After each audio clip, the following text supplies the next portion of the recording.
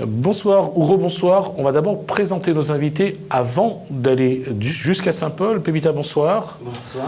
Alors, on va présenter les lauréats des 3 derniers concours. Tout à fait. C'est une première pour moi d'organiser les 3 événements en même temps. Mr. Gentleman Inter, Evenor Nigel de l'île Maurice, Estelle Bordier de Miss Élégance Inter de l'île de la Réunion. Et vous avez Laïka Ribot, la 2e princesse de Reine Drave Trans Inter 2017. Bonsoir tout le monde. Bonsoir, on va faire tout de suite ce que j'avais dit. En fait, on va parler d'un événement qui va avoir lieu demain soir à Saint-Paul, le Deepavali du Vivre Ensemble. Je crois avoir l'adjoint au maire, le premier adjoint au maire de Saint-Paul, Yolande Véléien, au téléphone. Allô, bonsoir. Oui, bonsoir, J. Smith, ça va bien? Ça va, et vous-même? Ça va, merci beaucoup. Alors, juste un mot, le conseil municipal s'est bien passé? Ça va bien passé, impeccable, super. Ça fait pas longtemps qu'on a terminé là, à peine 30 minutes, mais ça va. D'accord. Alors, on va parler donc de l'événement de demain soir, le Deepavali du Vivre Ensemble.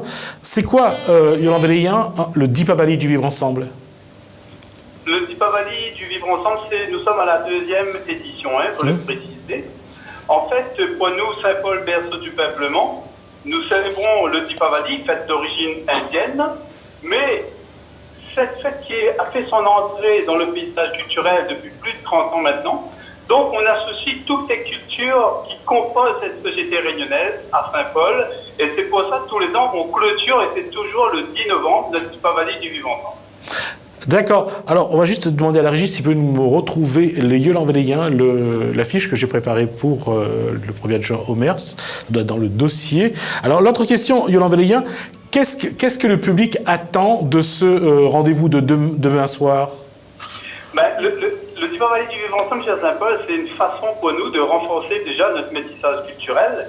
Et c'est pour cela, à la différence, en fait, on marque une certaine différence par rapport à une manifestation classique où on précise que c'est le vivre ensemble qu'on met en avant, puisque nous sommes à Saint-Paul, c'est là où démarre l'histoire de Réunion, et quand on sait des femmes et des hommes venus de différents continents, différents pays, pour faire de la société réunionnaise, de culture que nous aimons tous, et nous sommes tous fiers donc de cette réunionnée, et de la Réunion que nous aimons, la réunionité que nous voulons mettre en avant, et c'est à partir de ce genre d'action que nous souhaitons vraiment mettre le paquet pour que demain soir, quand nous parle de la fête de la lumière, et bien cette fête de la lumière, fête d'origine indienne, cette lumière universelle qui éclaire tout le monde comme le soleil, et bien nous retrouvons demain soir toutes les associations qui vont faire une présentation de leur savoir-faire, le travail associatif, et donc au travers de la danse, de la musique, du moringue, du sega, du maloya, mais bien sûr avec une connotation forte des associations culturelles tamoules qui vont être bien sûr qui vont faire des prestations partout dans ce défilé du Vivre Ensemble demain soir, jusqu'à l'arrivée donc du défilé sur le débarcadère de Saint-Paul. Là, nous aurons le plaisir d'offrir à la population réunionnaise et aussi les touristes qui sont à La Réunion en ce moment un feu d'artifice en couleur de musique, de chant et de danse. Et effectivement, là, on doit quand même préciser que nous avons des professionnels du kata, donc danse traditionnelle comme le Bharatanatyam, par exemple. Demain soir, sur Saint-Paul, là, nous sommes vraiment dans un cadre, dans le cadre du Deepavali 2017, mais en même temps, ce qui est intéressant, c'est quoi? C'est ce partage de culture, c'est ce maillage, c'est l'échange qu'on souhaite faire donner un avant-goût de notre manifestation aux personnes qui n'ont pas eu l'occasion l'année dernière d'être là, d'être présentes donc sur notre manifestation demain soir, et désormais ces mêmes personnes vont découvrir demain soir cette grande parade multiculturelle, et en apothéose vers 21h30, à ce moment-là, il y aura un feu d'artifice et synchronisé sur le tambour malba. Et donc le tambour malba sera bien sûr interprété, donc joué plutôt par l'équipe donc de tambour sacré de La Réunion. On va projeter quelques images de Deepavali de 2016, Deepavali du Vivre Ensemble. Et ma question, Yolande Véléien, c'est entre la grotte du peuplement, ce qui peut être la grotte des premiers Français ou des premiers Réunionnais, à ce que certains veulent mettre en place, l'appeler la grotte du peuplement de la Réunion. Et aujourd'hui, à ce Deepavali du Vivre Ensemble, comment faire en sorte que ce métissage réunionnais, cette réunionnalité continue à se développer et surtout, comment renforcer et consolider ce vivre ensemble réunionnais? Alors, cette réunionnité que nous sommes tous fiers, il faut mettre en avant, il faut faire la promotion. Et justement, puisqu'on parle du berceau du peuplement de Saint-Paul, et c'est vrai, là, vous avez fait un bond en arrière, on n'était pas là, on se projette dans le passé. Effectivement, quand on prend les écrits de nos historiens, de nos chercheurs, et on aperçoit qu'effectivement, les premiers arrivés sur l'île, ça remonte bien avant même le début du peuplement, sauf qu'à partir de 1662, c'est là donc il y a 2 Français et 12 Malgaches qui arrivent à Saint-Paul, baie du meilleur ancrage, et ils vont partir sous la grotte, sous cette grotte-là, pour un court instant peut-être, mais vont rester sur le Saint-Paul, qu'on appelle aujourd'hui le vieux Saint-Paul. Et les militants culturels aujourd'hui, souhaitent vraiment qu'on organise Saint-Paul un débat large, notamment sur l'appellation de cette grotte.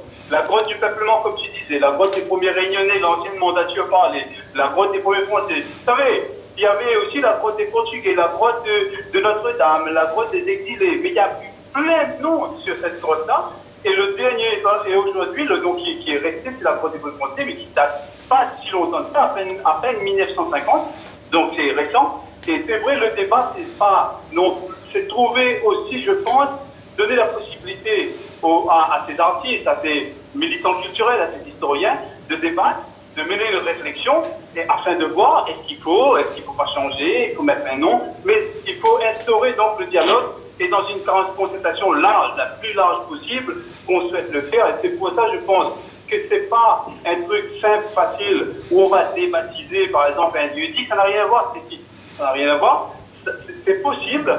Tout simplement, il faut faire les choses dans la simplicité, dans la sérénité, et surtout donner la possibilité au plus grand nombre de donner un avis, de mener une réflexion sur cette question donc de la grotte du peuplement, la grotte des premiers Français, la grotte des premiers Réunionnais, et ainsi de suite.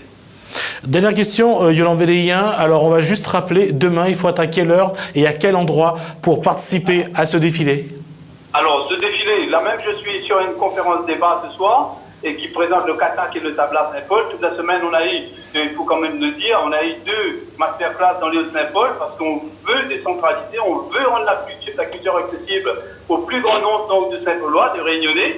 Et aujourd'hui, et demain donc, à partir de 17h30, au front de mer de Saint-Paul, sur le Boulodrome, il y aura une animation podium pour préparer le défilé du Vivre Ensemble. À 17h30, place du Boulodrome, à Saint-Paul, donc au front de mer, pour un départ donc de la Marche de la Lumière, cette fois-ci à 19h, et arriver sur le débarcadère, donc à 20h, pour un spectacle de danse et de musique indienne sur le débarcadère, avec notamment des artistes de Saint-Paulois, mais aussi des associations, des troupes réunionnaises, et avec une danseuse professionnelle du Qatar. Et pour terminer donc avec le tambour sacré qui accompagnera donc le feu d'artifice donc à 21h30. Mais il faut souligner aussi donc dans cette marche de la lumière, nous aurons donc des associations malgaches, des associations maorais, des associations tamoules, des associations chinoises, des associations. Toute la Réunion sera représentée demain donc dans ce défilé et pour assister donc à un spectacle haut en couleur de qualité au fond des impôts sur le débarcadère. Donc débarcadère à partir de 20h pour un feu d'artifice donc à 21h30. Merci Yolande Véléien, merci pour toutes ces informations et on vous dit à bientôt. Allez, merci beaucoup. En tout cas, merci pour le travail que tu mènes et que TV Créole mène pour la mise en avant, la promotion donc de notre culture de la Réunion. Merci Yolande Véléien, bonne soirée. Allez, salut, merci. Alors, on va revenir à autre chose. On va parler de lumière, mais cette fois-ci, on va parler des êtres de lumière, puisqu'on va aborder quelque chose, on va parler de la beauté, et on dit que la beauté est dans le regard de chacun. ou de chacune d'ailleurs. Les yeux voient la beauté extérieure, les yeux du cœur admirent la beauté intérieure. Que ce soit à l'imparfait ou à l'impératif du présent, les beautés sont-elles différentes lorsque le féminin l'emporte sur le masculin? Du bleu se teinte de rose, c'est dans La Réunion comment il est.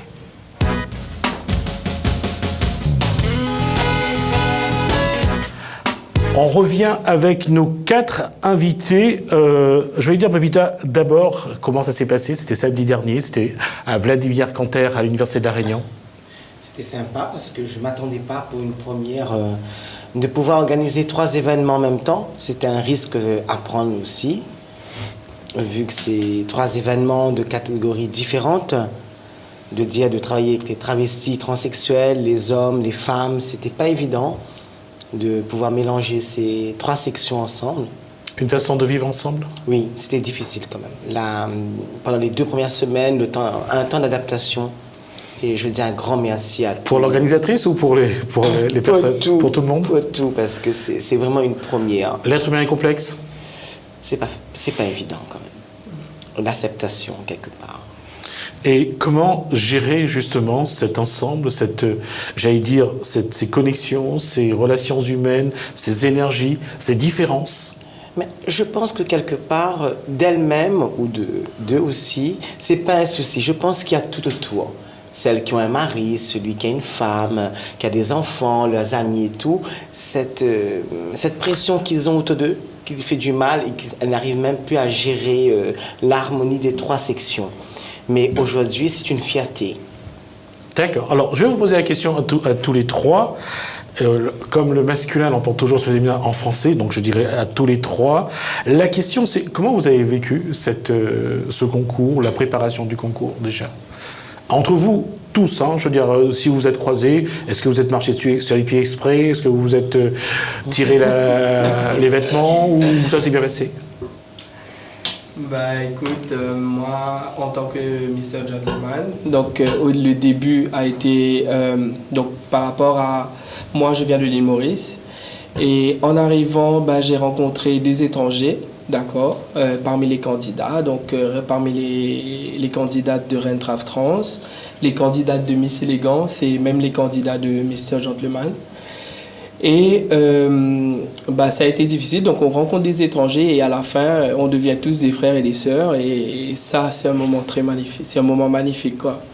C'est vrai aussi pour les filles ou bien c'est... Donc ça a été, avec les filles on ne se connaissait pas, donc c'est vrai qu'on a créé des réels liens d'amitié entre nous avec les 3 sections, donc voilà. On ne s'est pas regardé en chien de faïence, on a appris à se connaître. Oui, tout à fait. C'est comme une famille. On découvre une nouvelle famille. C'est comme un enfant quand il est né. C'est une naissance qui éblouit toute une vie. C'est exactement... Pour moi, c'est une famille que j'ai découvert.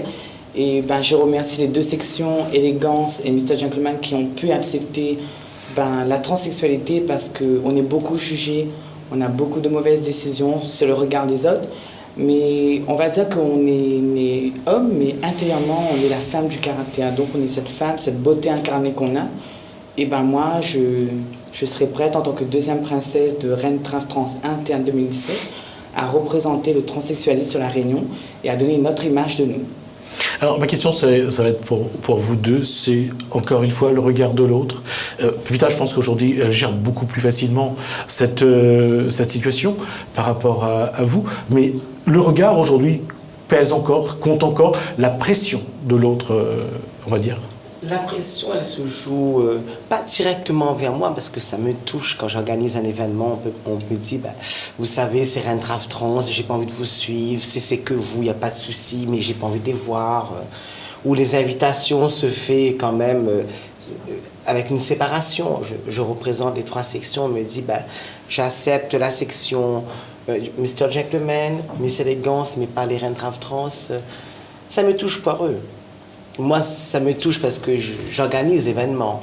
Ça veut dire que le regard, là, est important et quand même, j'allais dire, blesse quelque part aussi. Il y a des jours, je pense que ça passe. Il y a des jours, ça passe pas. C'est tout. Aujourd'hui, qu'est-ce qui qu'est-ce qui touche encore, qu'est-ce qui blesse encore dans le regard de l'autre quand on voit quelqu'un qui vous regarde un peu bizarrement parce que vous n'êtes pas dans les normes décidées par la société depuis quelques décennies? Qu'est-ce qui fait que, à un moment donné, ça vous fait quelque chose? Oui, ça affecte parce que c'est comme si on était rejeté, c'est comme si on n'était pas des êtres humains. Mais malheureusement, on est des êtres humains. L'homosexualité n'est pas... Pourquoi malheureusement on est des êtres humains? Parce qu'il y a certaines personnes qui ne peuvent pas comprendre notre façon de vivre. Même on n'a pas demandé à être comme ça. C'est juste qu'on est né dans le mauvais corps, tout simplement. Et que le fait qu'on reflète la beauté de la femme, pour eux, un homme ne peut pas s'habiller en femme. Ils n'arrivent pas à comprendre ça. Qu'est-ce qu'il faudrait, et là je pose la question à vous quatre, qu'est-ce qu'il faudrait pour que vous ayez le temps de l'expliquer, prendre le temps de l'expliquer, amener les gens ne serait-ce qu'à vous écouter, peut-être pas à vous comprendre, mais au moins à vous entendre. Qu'est-ce qu'il faudrait que vous ayez le temps de faire, tout cela, je veux dire, entre vous? Qu'est-ce que vous avez fait d'ailleurs, entre vous? Est-ce que vous avez pris le temps de vous écouter justement? Oui, on a pris le temps de s'écouter. Je pense que c'est important déjà de participer à des événements ensemble, de médiatiser aussi la chose parce que les gens ne connaissent pas. Les gens jugent sur tout aujourd'hui. C'est comme ça, c'est malheureux. Mais apprendre à connaître Laïka, c'est une personne formidable, un être exceptionnel. Il faut prendre le temps de le faire, prendre le temps de la connaître. Il faut prendre le temps de la connaître. Il faut prendre le temps, c'est quelqu'un d'exceptionnel. Et j'invite tout le monde, je l'invite pour toi, mais à venir la voir. Elle est comme nous, de toute façon, nous venons tous du même endroit et nous finirons tous pareil. Excusez-moi. Ma question là-dessus, en tant que, je dirais, homme et mâle de ce plateau, parmi les invités, parce que je suis aussi là. La question, c'est, comment on aborde, comment on regarde, est-ce qu'il y a ces a priori qu'on met en disant comment je dois l'aborder, qu'est-ce que je dois lui dire, qu'est-ce que je dois faire? Est-ce qu'il y a ces petits moments-là avant la rencontre, avant de briser la glace quelque part? Oui, c'est sûr, parce que donc on ne sait pas comment aborder la personne. On se dit comment vais-je la parler du parler, commencer, voilà. Et de peur qu'on soit maladroit. Voilà, exactement, c'est ça. Donc on dit des mots pour blesser la personne. Mais au final, le courant est passé entre moi et Laïka. Donc du coup, on passe tout notre temps ensemble, par rapport à tous les candidats et candidates. On passe toute la journée et la soirée ensemble. Donc voilà, on a appris à se connaître et maintenant, elle est comme une sœur pour moi, en fait, finalement. Alors justement, quand cette situation se met en place, quand on voit que les gens finalement abondent, viennent vers vous, ça fait quoi? Qu'est-ce qu'on ressent de se sentir accepté, aimé tel qu'on est? Ça fait un baume au cœur parce que à certains moments, on est rejeté. C'était comme si on ne méritait pas d'être sur terre, mais ça fait un boom, voilà. Moi maintenant, ils font partie de ma famille. Certains candidats et candidates que je remercie qui m'ont accepté. Et puis j'ai le soutien de Pépita et de passage, je ferai un petit coucou à Safia Koupama qui m'a beaucoup soutenu.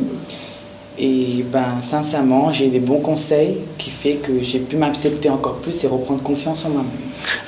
Ma question, parce que dans 5 minutes, on va changer avec une autre personne. Ma question, Laïka, c'est qu'est-ce qu'aujourd'hui Laïka demande à son entourage, aux gens qui la regardent? Quel message elle a à envoyer?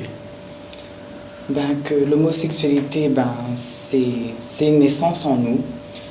Je vous avoue qu'après 8 ans d'expérience en tant que transsexualité, ma famille, je les remercie beaucoup jusqu'à présent pour tout le soutien qu'ils me portent, les amis proches qui me soutiennent toujours.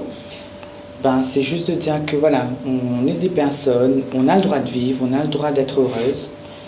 Il faut juste accepter son regard parce qu'on ne sait pas ce que l'avenir nous prévient.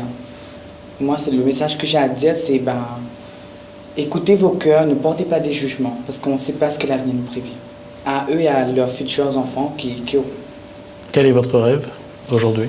De représenter l'île de la Réunion dans un concours d'international et quand on va dire d'être plus femme, plus pétillante et surtout avoir la beauté de la femme incarnée.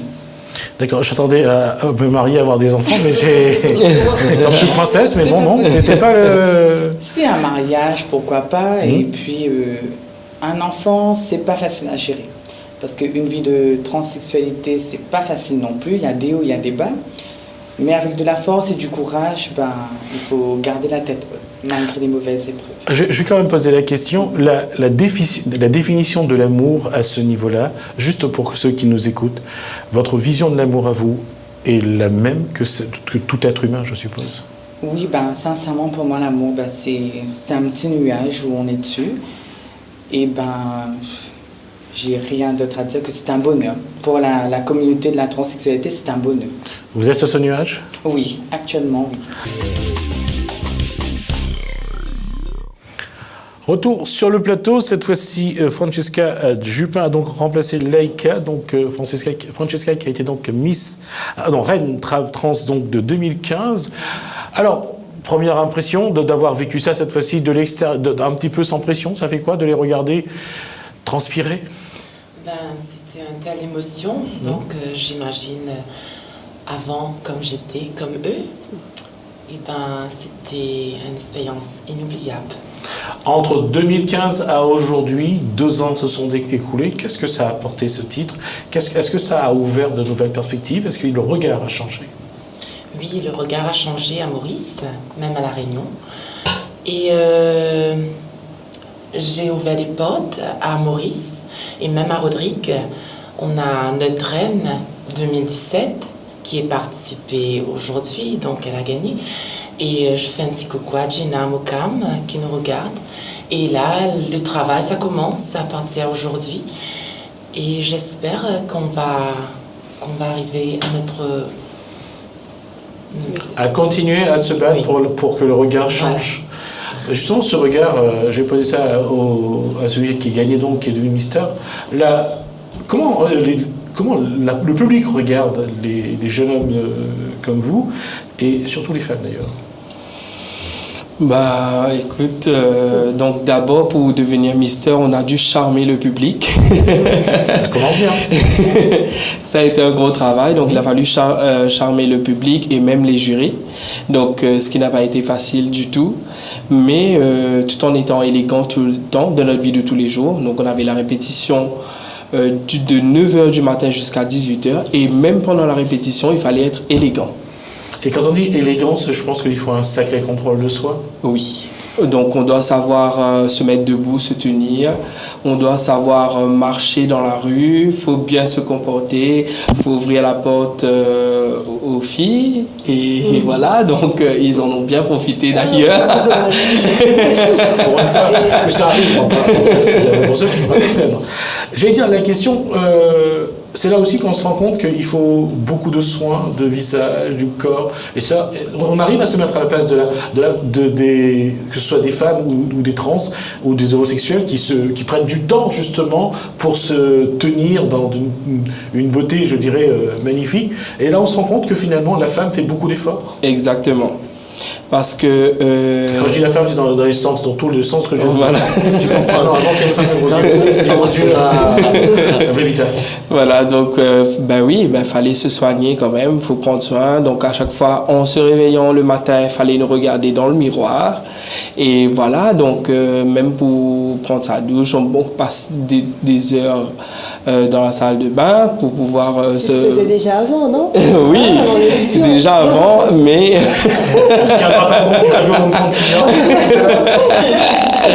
Mais voilà. Justement, j'allais dire ça, et c'est quelque chose que j'avais vu dans un film, je crois que c'est FBI, Fausse Blonde, un film. Oui, tout à fait. Et j'ai aimé cette phrase de cette femme qui disait, de l'homme qui disait, je me suis rendu compte du travail et des efforts que font les femmes pour être belles et pour plaire à leur... aux conjoints, que ce soit homme ou femme. Et ça, j'ai trouvé ça vraiment magnifique. Pourquoi? Parce que est-ce que c'est vrai qu'on se rend compte là à quel point les femmes, quand je dis les femmes, tous ceux qui se sentent femmes font ces efforts-là? Oui, effectivement, c'est ça. Je peux le dire, oui. Tout à fait. Je ne pensais pas que ça allait prendre aussi de temps comme ça. Donc, par rapport à ça, on a toujours été en retard pour pas mal de choses. Mais quand même, c'est là que c'est excellent. Dieu vous a épargné quelque chose, de marcher dans les chaussures à talons. On va revenir sur quelque chose. Pour les filles, justement, ce genre de concours, c'est aussi un moment j'allais dire, c'est un bon miroir de voir des choses qu'on ne voit pas avant, quand vous êtes ensemble, quand vous regardez, puisque vous étiez trois, il y avait Mister, il y avait Miss, et puis il y avait les Transtraves, je veux dire, de voir finalement qu'il y a beaucoup de points communs entre vous. Entre nos trois sections, vous voulez Oui, dire ? trois sections. Bah écoutez, oui, pour moi, les hommes, je connais beaucoup d'hommes qui s'occupent d'eux très bien, exactement, et il y en a de plus en plus. Donc ça m'a pas trop étonnée, ça m'a pas trop choquée. C'est vrai que par contre on en a profité donc des Mr. Gentleman qui étaient très galants, très élégants. Donc voilà. Et la question encore, et je vais revenir après à Pépita, et puisque elle peut répondre aussi, on le voit, c'est-à-dire que lorsqu'on crée ce genre d'événement, on crée ce genre de situation où les échanges sont dans un autre cadre, ça permet vraiment de se connaître, de se dévoiler et de voir aussi les autres ce qu'ils sont, ou ce qu'elles sont d'ailleurs. C'est pour ça que je pense que chaque personne qui ont participé à ce concours, donc c'était pour se dépasser eux-mêmes. Donc par contre, il fallait quand même avoir la valeur, donc la tolérance. C'est très important, le respect de soi et le respect des autres, c'était le plus important. Après, je pense qu'on l'avait tous avant, tous, je dis bien tous, ces valeurs. Et je disais tout à l'heure que ça crée un peu de l'équilibre. Cet équilibre facilite un petit peu plus la communication avec les autres, y compris avec les garçons, le regard. Oui, tout le monde est sympa. Et je félicite les Mr. Gentleman et les Miss Elegance. Et c'était un moment incroyable avec les filles et les garçons. C'est bien. C'est un plaisir partagé pour nous aussi. Oui. Ce genre de propos, Pépita, ça donne envie de faire quoi? D'aller plus loin dans quoi? Je me suis lancé un défi et je l'ai réussi. Et je dis, mais franchement, je remercie toutes les personnes qui m'ont fait confiance. Parce que je n'avais pas droit à l'erreur pour ce concours. Pépita, on n'a peut-être jamais dit, on n'a sans doute jamais parlé de ça. Mais est-ce que, ne serait-ce qu'une fois, Pépita a dévoilé son appréhension, sa peur, l'angoisse, de dire que au-delà du regard, je m'en fous de ce que peuvent penser les autres, de leur regard, j'avance. À quel moment, parfois, Pépita se dit, j'en ai ma claque, il faut toujours les faire bouger, il faut toujours changer. Est-ce qu'il y a un moment de découragement? J'en ai eu, et puis ça s'est passé, je dis, j'aime pas baisser les bras. Il y a un truc qui ne va pas aujourd'hui, il faut que demain je fais encore mieux encore. Pour moi, il n'y a pas d'échec dans la vie, c'est une expérience. C'est vrai, je suis d'accord, le mot échec en soi-même n'est qu'un concept. Oui, tout à fait. Ce n'est une étape vers quelque chose. Et c'est un message que je ferai passer à tout le monde ce soir qui nous regarde à la télé. De lancer quelque chose et vous sentez que c'est pas bien fait, ou on a eu des soucis, dites-vous bien, c'est une façon de penser que demain sera meilleur. Et ne baissez jamais les bras. Et vous êtes d'accord? Oui. Toujours se battre. Toujours se battre. En effet. Et comment, justement, sur ce que vous avez déjà fait, déjà réalisé, qu'est-ce que vous avez encore envie de faire? Tout à l'heure, avec l'adjoint au maire, le premier adjoint au maire de Saint-Paul, on parlait du vivre ensemble. Parce que là aussi, ce questionnement est présent et récurrent, ça revient souvent. Déjà, nous, vivre ensemble, en fonction de nos orientations sexuelles, ce n'est pas non plus évident, apparemment. C'est pas évident déjà, hétérosexuel ou bisexuel ou homosexuel, vivre ensemble c'est pas facile, hein? Déjà même en couple qui est pas facile, mais ce que je vais dire, c'est vrai, avoir une certaine tolérance, je vais dire, que ce soit pour homme, femme ou quiconque, vivre ensemble pour moi c'est l'harmonie, on a déjà la réunion, je vais dire, de religions différentes. Je pense que à cette époque on est quand même bien accepté. Et pour vous, après cette élection, jusqu'à 2015, pour vous c'est cette année, qu'est-ce qui s'est passé déjà après début 2015? Qu'est-ce que ça a apporté dans la vie de Francesca finalement, ce titre, cette couronne?